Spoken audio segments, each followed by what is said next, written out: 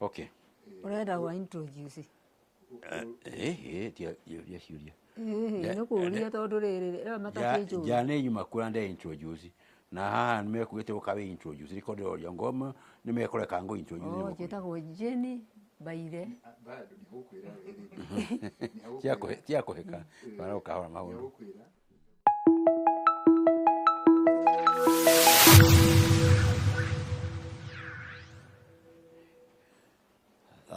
I want to greet you once again this afternoon, ladies and gentlemen.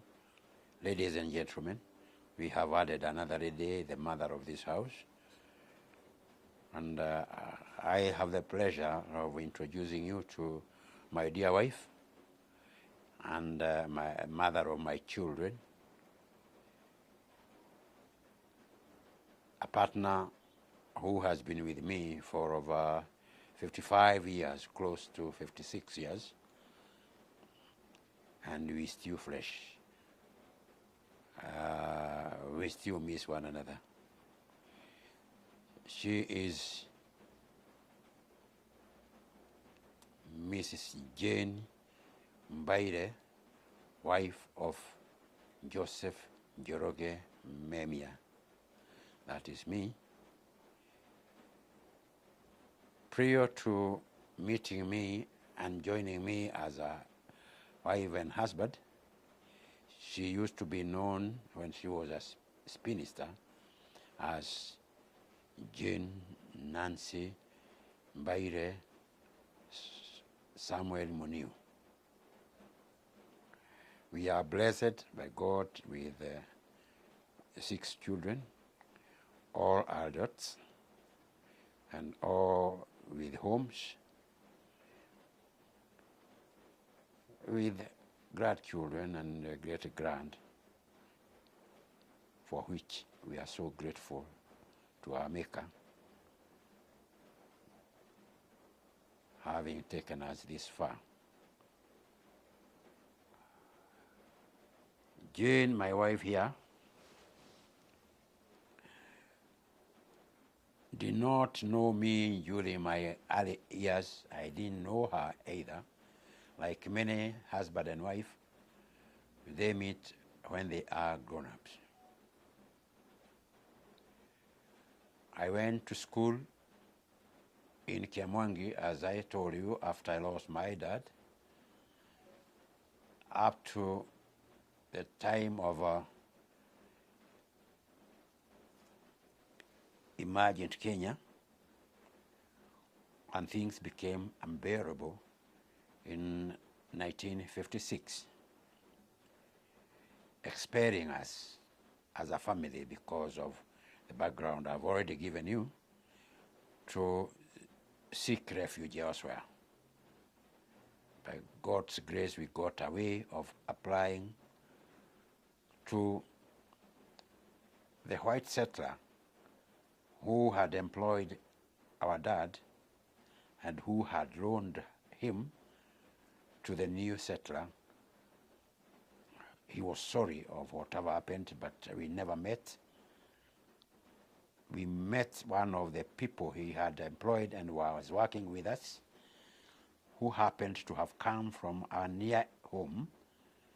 So we once went to the shopping center, Kiganjo, with my mom, and we met that old man.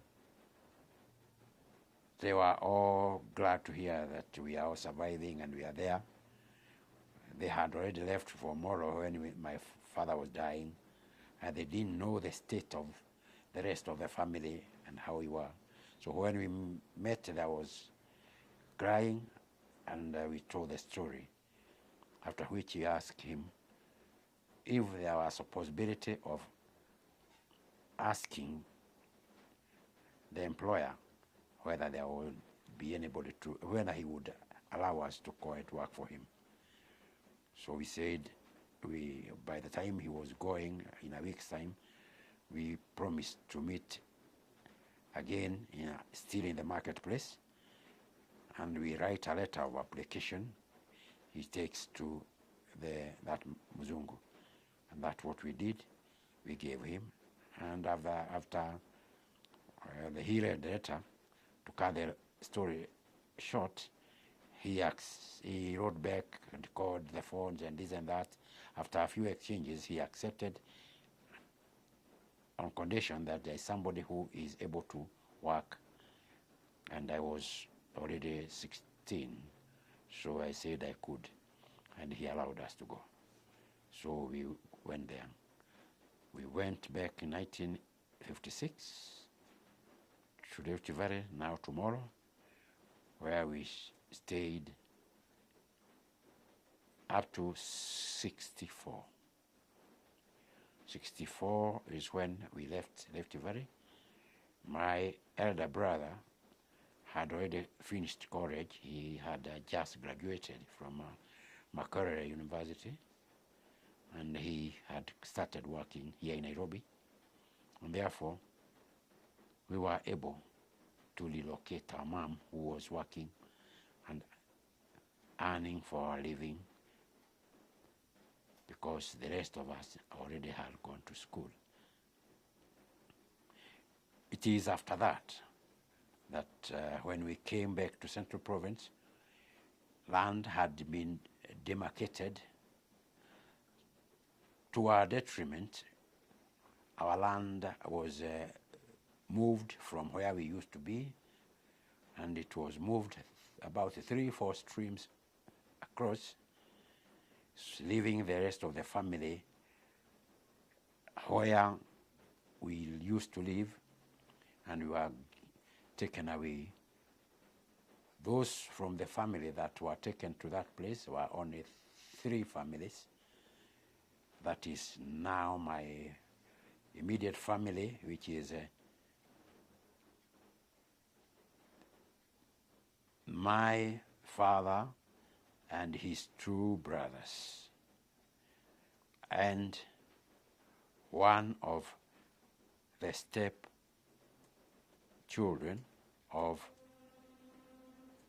another stepfather, still a firstborn, a little older than my dad, bearing the same name as a firstborn. He was in Rift Valley. He died a year after my father, and they also relocated to Central Province. So our family and that family were taken away from the rest of the family and were given land 3 streams far. It is a distance like from here to Nairobi West, if not further.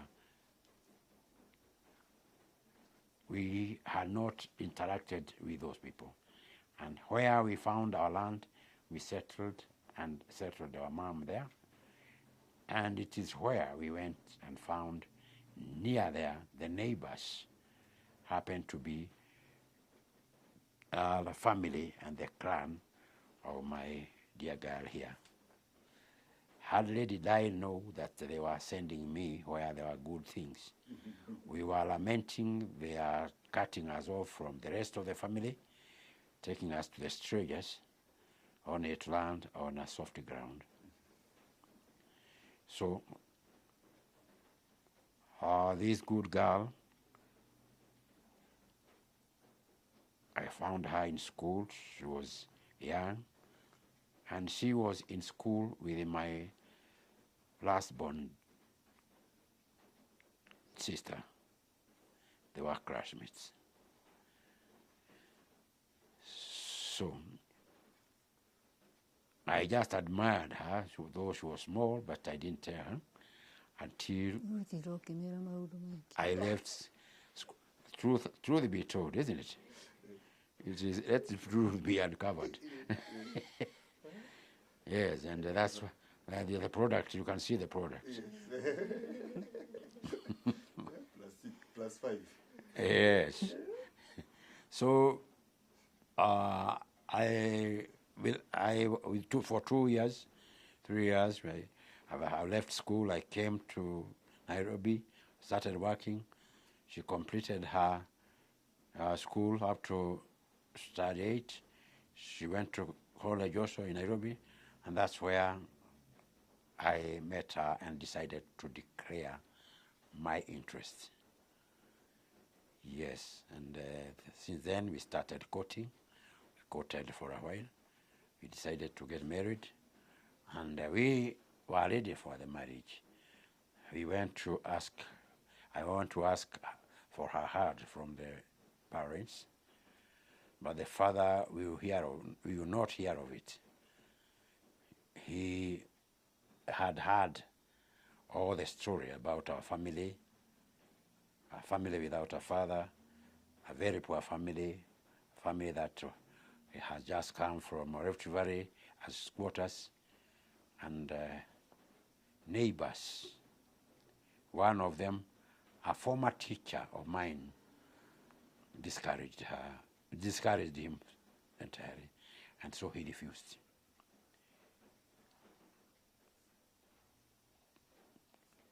So we were refused, though we were ready to get married. So we lost a year because he had said he would build for her and give her land.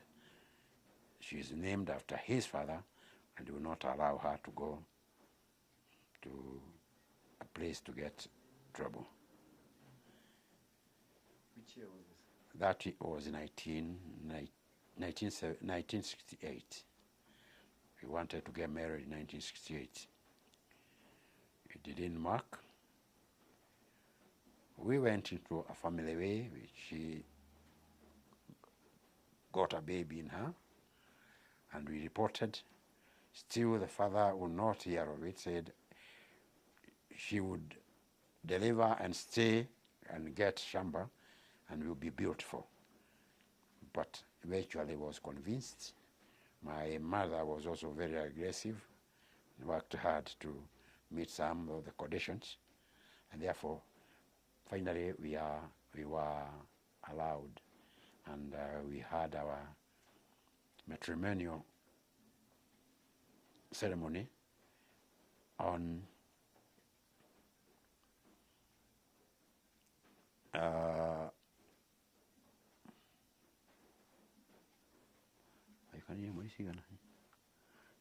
I'm coming. If there is anything I should not forget, that one. I know the date anyway, but almost everything is evaporating, but it was in March. No, it was on 8th February. 8th February 1969.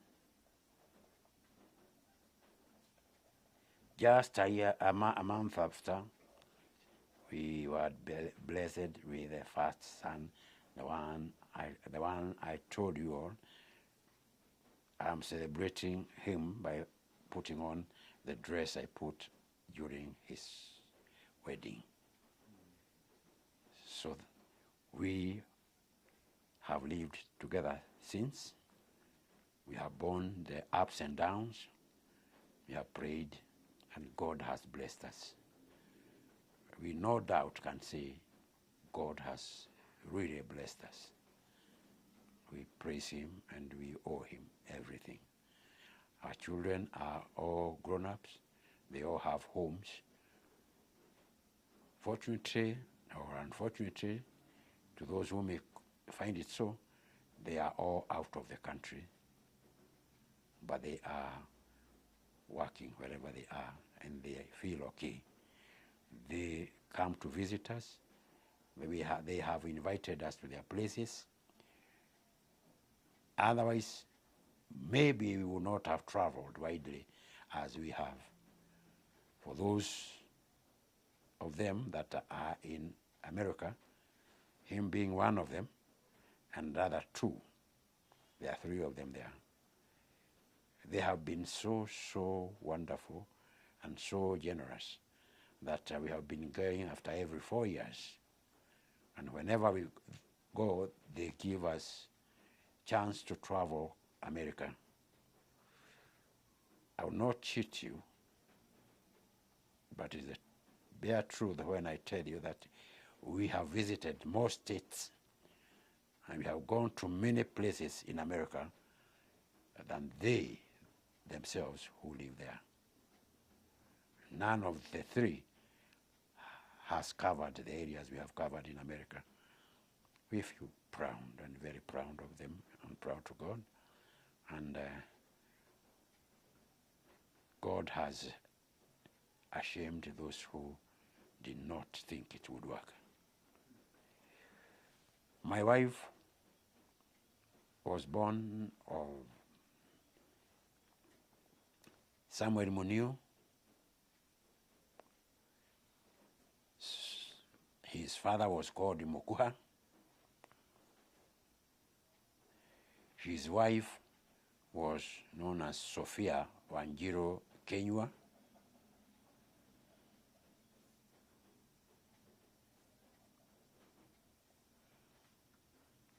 The clan is Anjiro Ambare Eawanjohi.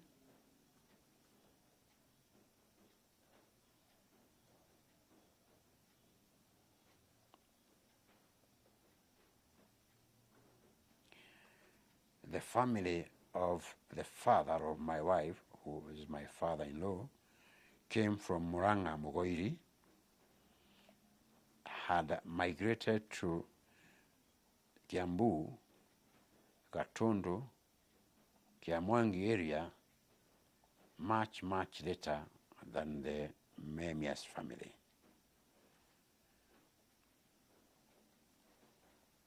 They came as cousins.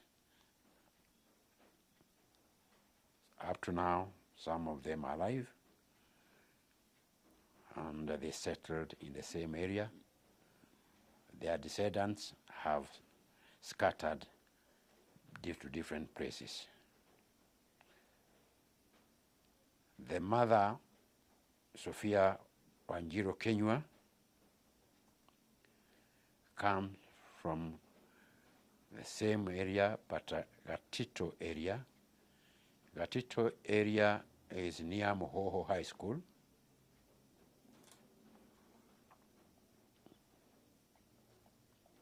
And Kenywa, the grandfather of my wife and her siblings, I hear died early, so they didn't meet him, nor did they meet their maternal grandmother. All they know is that Kenywa was of a family of Senior Chief Mohoho, because they were cousins with the father of Mohoho, who was called Gadesha, and they were cousins. So they were family members of Kina Mama Ngina Mohoho, Dr. Kamau Mohoho, and the rest of them. But got married to Samuel Muniu and became of the family of Anjiro Ambare Eawanjohi. Is anything else you want to know? Yes. They were 5 siblings. Their firstborn child is a boy who was named after my wife's father. As I told you, the father of my father-in-law was called Mokuha, or Gakuha. Therefore, his first son was called Gakuha. And that Gakuha is the Simon Hawk knows, a younger brother to Peter. We have named him as a brother to my wife. The second born child was also a son. Why? Because the mother gave birth to a few children, boys, trying to name the name of the mother-in-law, Kenywa, but it didn't work. Therefore, he was skipped, and the second born surviving son happened to be a brother to Samuel Muniu. He would have, according to the custom, been the third son. But since the second son failed, they thought of skipping and jumping. After that, my wife here is the third born child and the first daughter. The father prided himself so much about his mother, and was very fond of her up to the end, and that's why he would even deny her marriage. But eventually he accepted. After her, there was another boy child. This time round, they decided to name the same person but give him another name. So instead of calling him Kenywa, he was called Digeshia, and that time he survived. He survived until he met his death later. And the last born child in their home was a girl child who was named after the mother of my mother-in-law and was called Wanjiru. Jerry. So was called Jerry, Jerry. So those are the 5 siblings of my wife. We seem to be having some bitter parts of our lives. I gave you a bitter part of losing father at the early age in a very hostile way. Now for my wife's side, they enjoyed life and being together all the time, including the time of emergency. The father was working in Nairobi and was not detained and was able to send them goods, so they did not suffer much. But God's will cannot be challenged. They have all left us. The 2 parents went, and all the other siblings, one after the other. The only surviving person in that home is my dear wife here. With us now as a family, as brothers, sisters, and so. And we encourage her. She has to live long to be remembered as a representative of the home. Are we okay? Anything more you want from that line? Maybe I'll ask a couple of questions and then you can see how to Please. weave them all in. Okay. Let me first ask her whether she is in. Atiri undu ngwenda gutinda ngiaria. Okay. Yeah. No ngahi guthoma kuria ndathoma. Okay. Yeah. It's okay. Yeah, as I told you before, they went to school with my sister. My sister found them in school because my sister came from Rift Valley in 1964 with us, and they joined them. They went together up to study 8. Kiamwangi Primary School, up to study 8. After graduating from there, her father used his influences. He was in Nairobi and he inquired from friends, and he got message that Strathmore College, it was called college then, and was in Lavington, where already they have a high school. That's where it was called Kibodeni. They had the college, which was doing higher, the A level, we call it, and they had a college that was teaching domestic work, cookery, and all that goes with it, hoteliering and all that. It was called Kibodeni. They still operate colleges that train in that. She was sent there, the father sent her there, and she was there for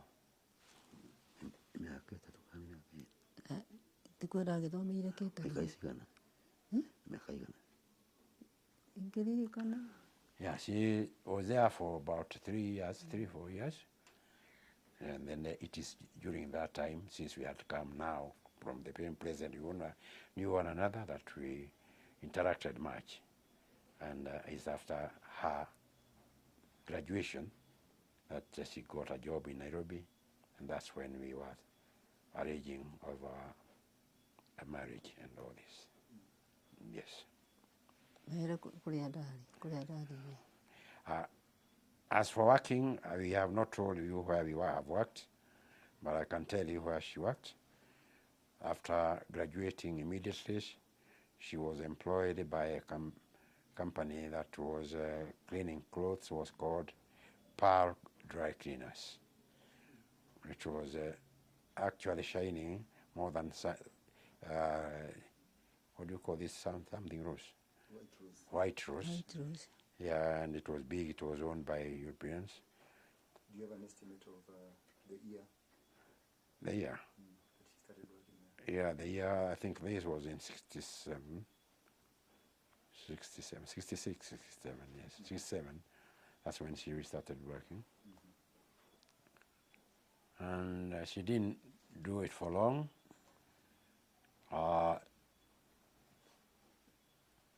A company bought the area where Hilton Hotel is. That used to be the bus station. It was an open place. It was called Adigi Street.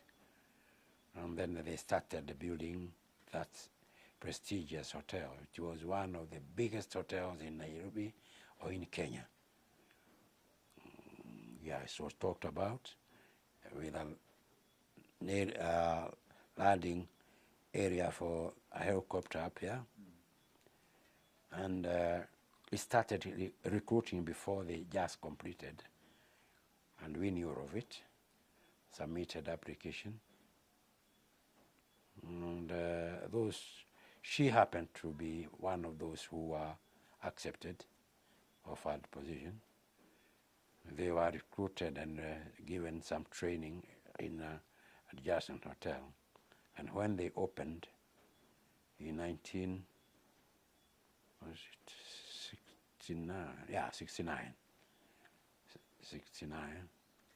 she joined it. And she worked there until she retired from the employment, after which she did little businesses here and there, and the farming.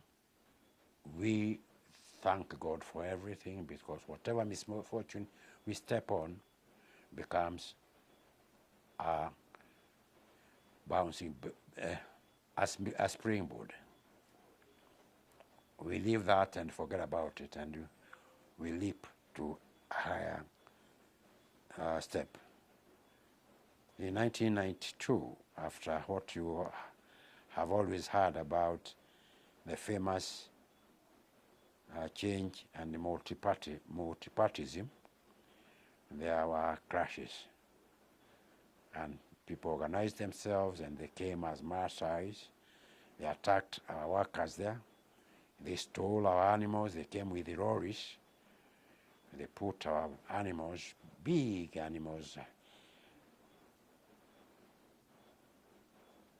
They carried them. The people we had employed, some were slashed. One boy who had his fingers opened, and there was a glad son of mine, I would say, because he was a glad son of my first sister. So we were so devastated had we decided to abandon that place. When we tried to follow up, police gave me a hell of work. Whenever I went there, the people I suspected were released, and then they would tell me they have heard that in my Mahiu they have had their animals seen. I look for a vehicle, we go, I pay them money. Next time they tell me in the Muru. The other time they tell me where we went. We were taken round. I had taken a little leave. I got sick and I forgot about it. I became so annoyed and I said, Potelea mbali. I said I abandoned. And we did not visit that place literally for 7 years. There was one heifer left and 6 goats. I didn't follow them up. There were shelters and houses we left there. There are a lot of trees and a land that was fenced with chain link and all that. There was water I had pulled from the river and was coming there. We abandoned all that. People stole all that, broke all the houses and took away all that was there. The only thing they left is the soil. By God's grace, the soil is still there.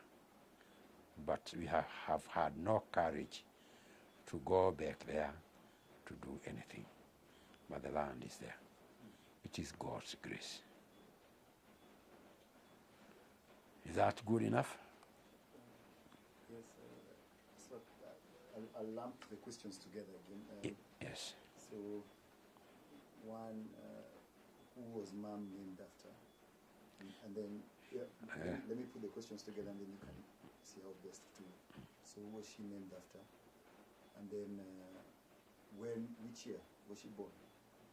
And which month, if you remember that? Okay. And then also, when did Guka and Shosho pass on, if you remember the years? Do we remember it? Niko hikara. Well, unless we look for it. Anyway, let me go systematically the way you have asked. Your mom is called Jane Mbaire, and she was named after her father's mother. Mbaire or Mbaire is more the same name, depending on how the clan or the family call it. So she was called Mbaire, the mother to the father. The one I told you father was very fond of, and that's why I did not want to part with the daughter. Yes. Is that okay? Yes, that's good. As for when they died, the actual year. Which year was she born? Okay. She was born in 1946. There's no record, but we hear so. We were told from there, and we have to rely on this because we have no other record to go with. So she was born in 1946. And failing to get the date, she opted to share the date with her firstborn son. Naiko. So while I was acquiring her birth certificate, she decided to share the same birthday That is the second March. The second March. That date is a very significant date because it is the date 69.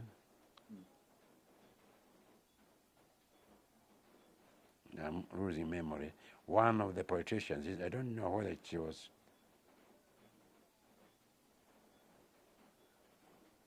JM or no, JM died in 75, I think. I think it's Tom Mboya. Tom Mboya was killed. Tom Mboya was killed then.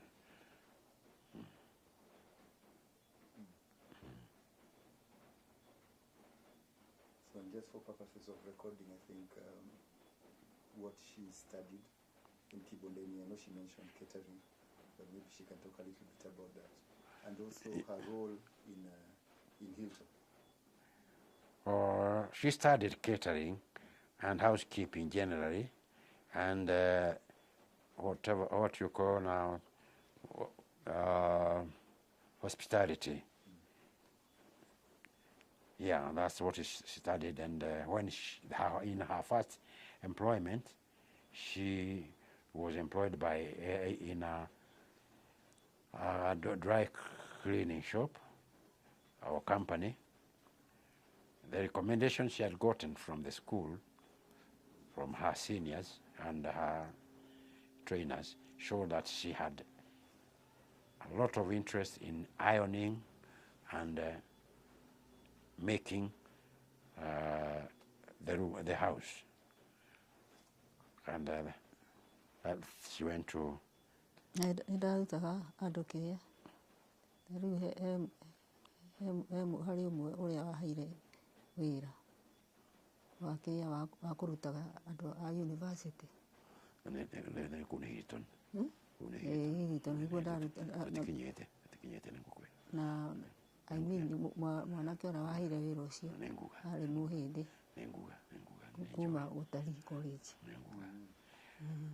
From there, now when she joined Hilton, she still went to the laundry with the recommendations and the records she had carried from Pearl Dry Cleaners.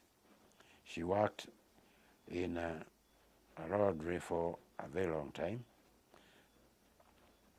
While there, she used to receive people who were sent on attachment from colleges, some of them from Utalii College, others from other institutions. And among those she met was a young Asian who had come from Utalii College, and he came and trained with her, and he was impressed by her honesty. Twice she won the certificate of the best employee of the year because of her honesty. Twice. And in many occasions, as they searched the clothes of the tourists who brought their clothes, they found many valuable items and precious metals, and all were surrendered back, and nothing got lost. That earned her good name, and she earned that certificate. One of them is above you there.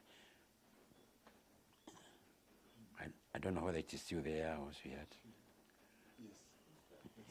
Yes, Yes, certificate of yes. So that Asian and the others who passed through her hands as they trained, one of them that came and was employed, and he became senior. As a senior, he approached her and asked her whether she would mind getting a promotion to a higher position, preferably a cashier. She was hesitant. She thought she would not perform. But when she reported to me, we discussed at length, and I encouraged her to take it boldly.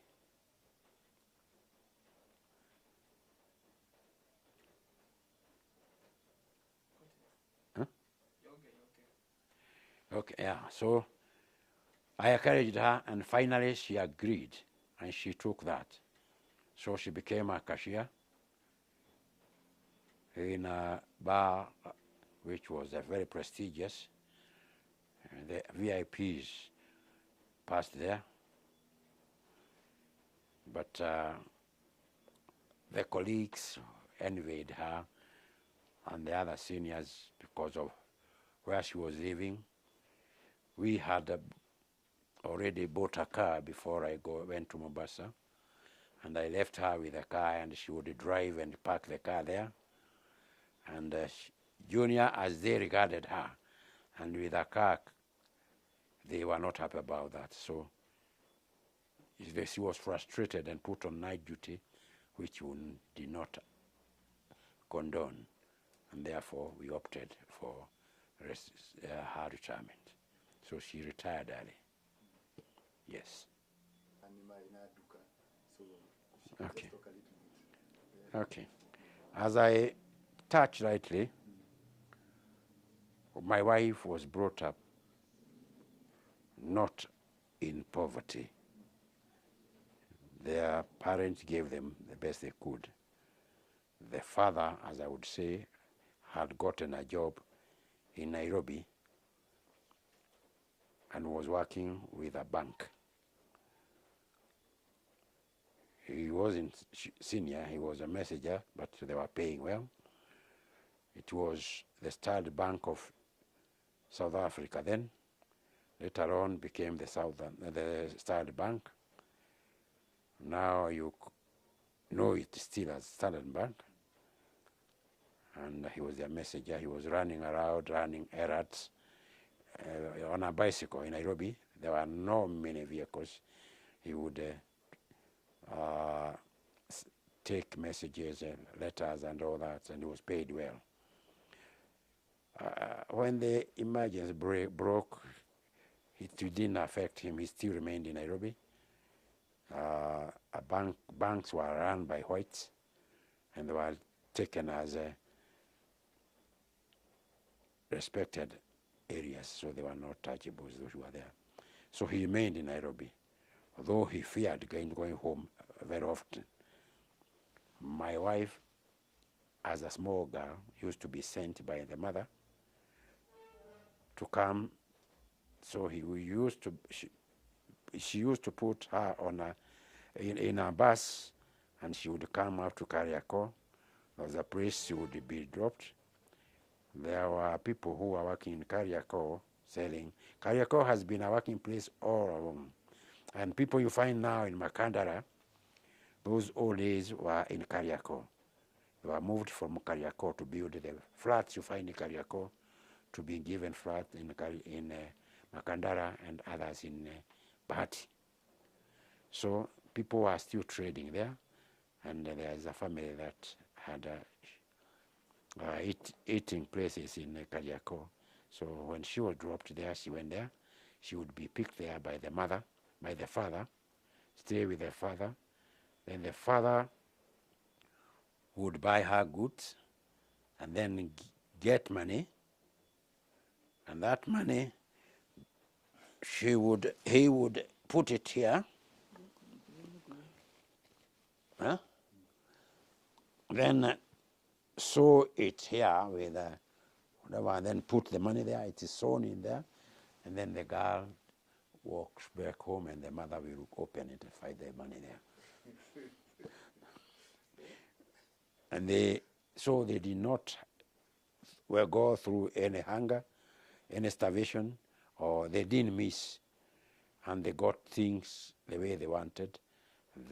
Thereafter, when things became a little easy, father was riding the bicycle from Nairobi every Friday. They used not to work on Saturday. He would ride home, having bought the goodies, big bread. There was a bread that was called mkate wa kumbavu, ilikuwa namna hii, and the sugar and all things, and then he would leave them there. And on Monday morning, he would leave early in the morning. We used to say prima ruce in Latin. I learned a little Latin when in school, though I didn't do it in Cambridge. You know, our last examination was called Cambridge.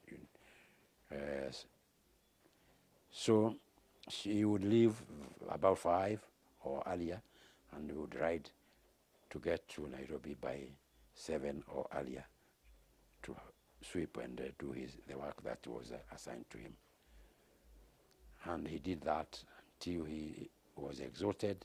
The children went to school, and the others got employment, others got married, and then he retired.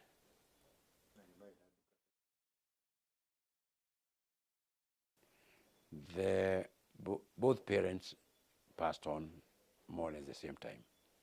The mother-in-law stayed longer because she fell sick many times. She was hit by stroke 4 times, surviving. And whenever she had it, she came and stayed with us here. When she went to the hospital, after leaving the hospital, she would stay with us, and then when she gets better, we could take her home. And when she's sick, we nursed them all. The fourth one, she did not recover. She was unconscious for quite a while. She was in Mata. She passed here for a little while. Then she went to Nakuru to stay with her children. The 2 firstborn boys were living in Nakuru, had bought plots and built in Nakuru. She went and stayed there to get care of the daughters-in-law. While she was still suffering there, my father stayed home and would always communicate. And one time now the father asked us to take him there to see the wife. And she was feverish. He was feverish. He had caught a little cold, and he told us, "I feel like visiting my wife. Can you take us?" We took him, and when he got there, he did not go to the room where the wife was, because he feared he may contact the codes, and therefore he stayed in a different room, waiting to get better then to see the wife. He did not get any better. It continued. And by plan of God, we left him there. We went with other friends in a place we wanted to go in Baringo. And then we passed there coming back to Nairobi.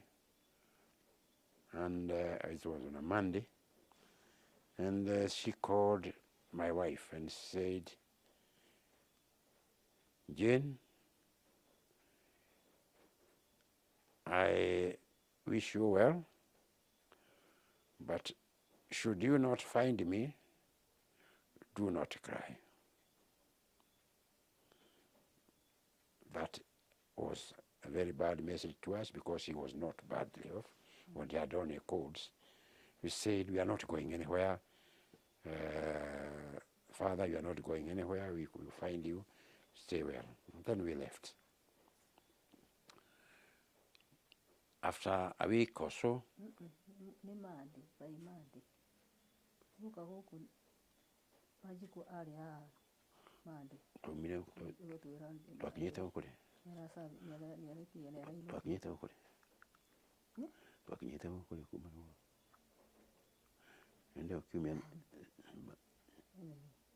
it did not take long.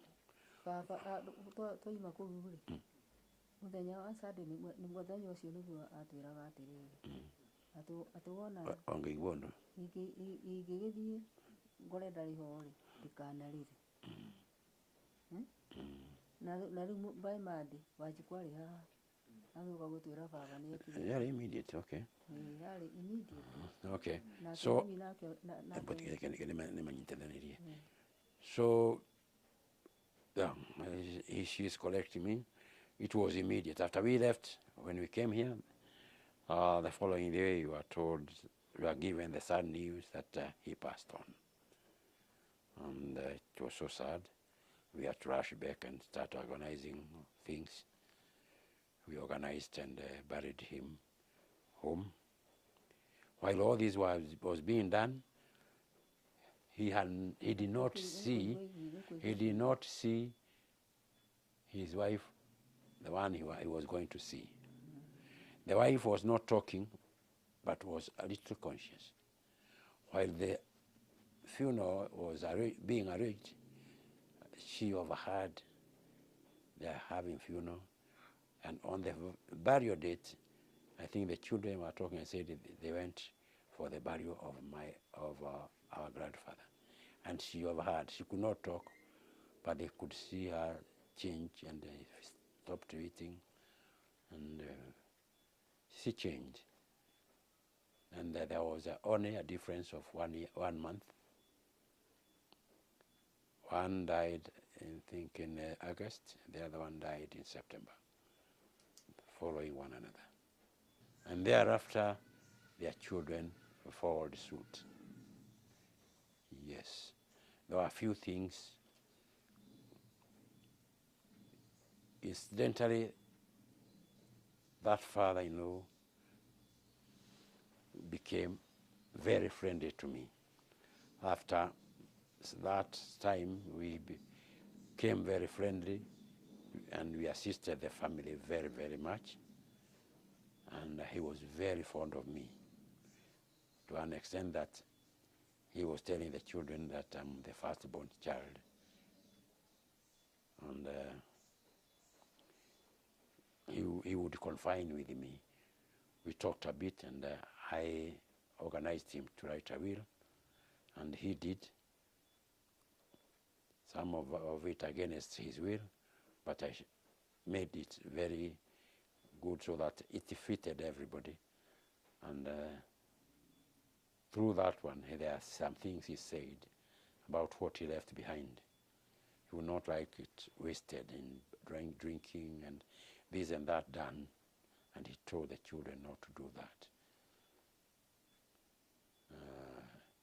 We will not say that is what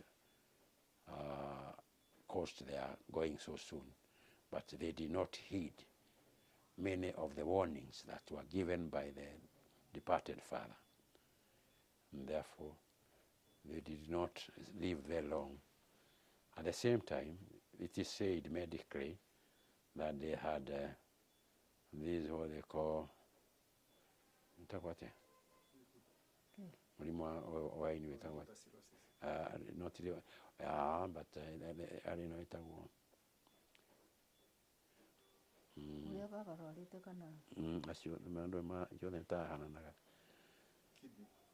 No, it was the river, something else.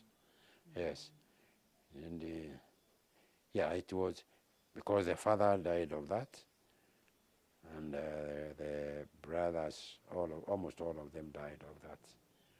But it was said because of drinking. The father was not a drunkard as such.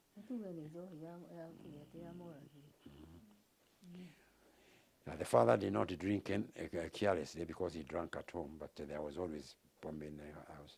But the children misused themselves, and the property left behind, they did not spend it as the father would have loved.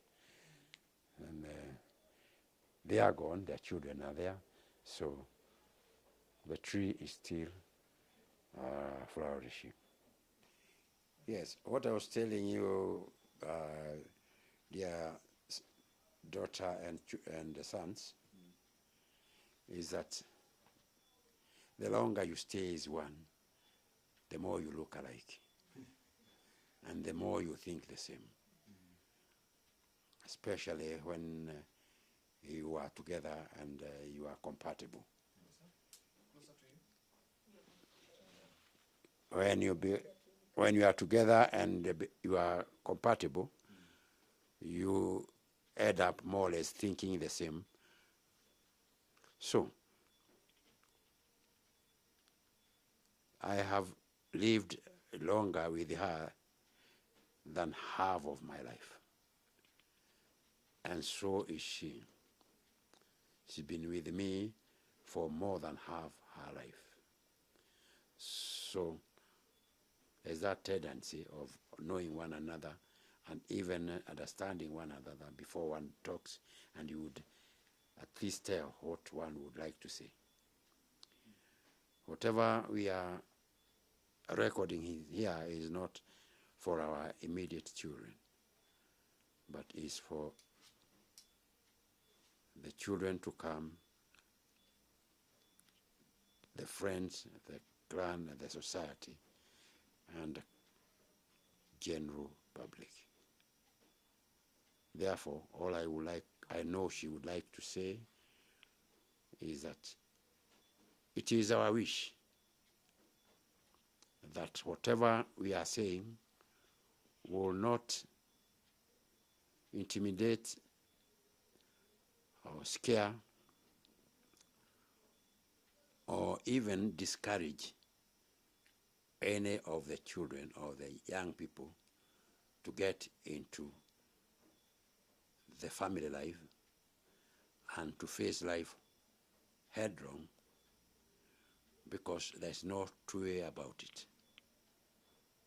And things will not work the way you plan. You will work with God, you pray, and God will bless your ideas, your dreams, and will make you achieve what God knows is best for you. So, for our children, we would like them to be God-fearing, to be faithful, to be honest, and to be known as people of integrity, men and women of integrity, to be humble, not to be fishing for compliments,